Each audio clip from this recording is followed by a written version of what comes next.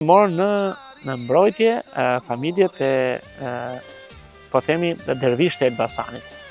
Ai është rritur në Teqen e Elbasanit.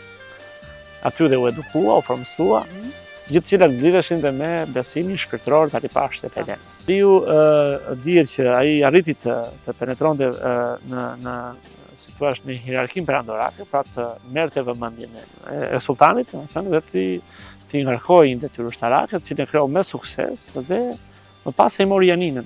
Pra u bë, si thua, pasha i Janinës, e mori me marifete. Edhe kështu arriti të zgjeroj gradualisht pushteti i tij, dhe natyrisht duke zgjeruar pushteti, zgjeroi dhe fuqia e tij ushtarake, fuqia menaxherare, ushtarake dhe ekonomike. Me rritjen e pushtetit të tij, Alipashtë e Pelena vendosi marrëdhënie edhe me perandorin francez, Napoleon Bonaparte.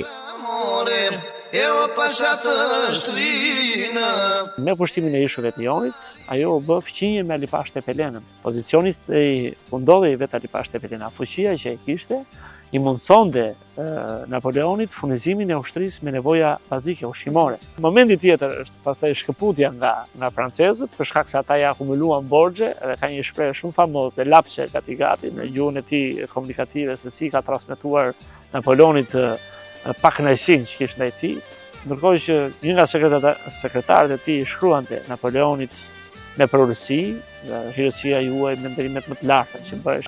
Aliu që i thotë, çfarë i duke bërë? I thotë, hiqe atë, i thotë. Dhe shkruaj, thotë, dërgo kusurin të marrësh grurin unë Aliu. Pra ishte ultimatumi, në farë sensi, sepse ai